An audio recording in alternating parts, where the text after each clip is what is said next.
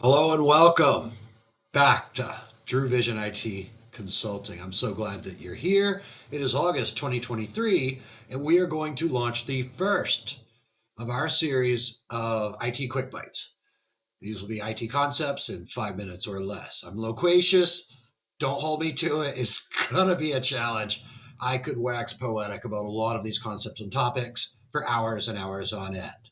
Obviously, with this opening monologue, you can see that's going to be the case. We're also proud in August of 2023, we got merch. So if you stay tuned to this series, one lucky subscriber could be you.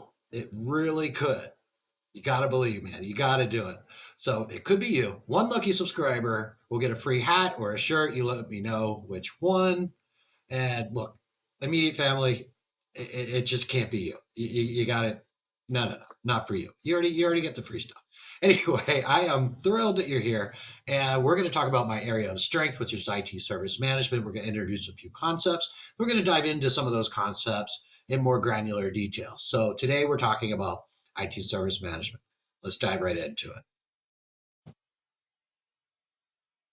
Okay, so IT quick bites, IT concepts in 5 minutes, IT service management. Let's dive right in. What is it?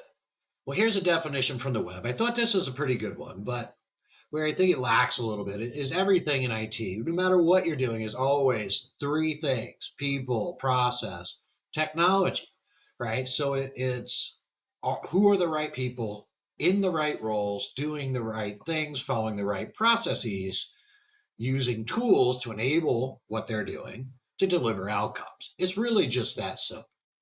So if we're going to get into it, why would you care? Right? IT service management is about efficiency of the enterprise. It's about workflow management. It's really about who needs something, what needs to be done, and who should be doing it at what points to make sure that it actually all gets done.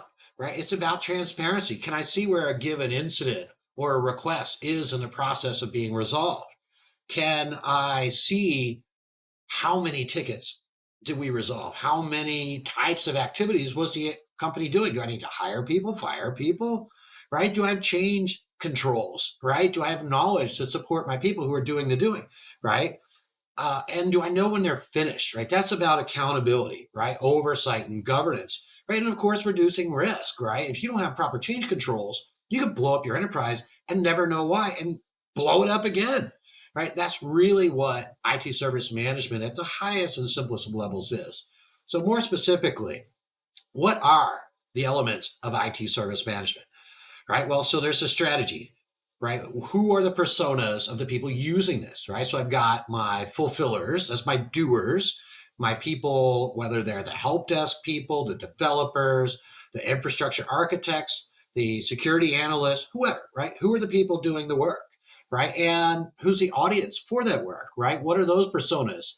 Do I have internal employees, salespeople, accountants, maybe they're HR professionals. Maybe we're talking about external users, right? Are they my end customers, resellers, um, potential clients? Who are they? And so I'm going to build and frame up my strategy around optimizing for each of those persona types. And of course, there's a service design. Once I know who the personas are, my internal and external users, I'm going to optimize whether it's the right. Do I need more help desk personnel? Are we going to be doing CI/CD and I'm going to need a lot of change controls, right?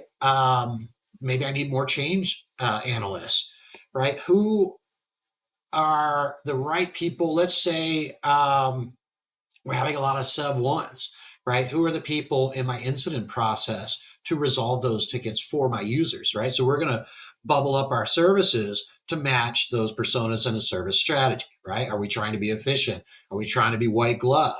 And of course, there's a service transition. That's really as I onboard and offboard certain IT service management services, right? How do I do so effectively, right? Without, again, blowing everything up. And then operations. I think operations is where I'll be spending most of my time because that's ultimately the goal of where you want to be, right? You either have no operations today or you've got subpar operations, right? So how do we bolster those? How do we dive into those, right? What is our incident process, change process, request process, major incident process, knowledge process, et cetera, et cetera, et cetera. So we'll be going into each of those topics in later videos.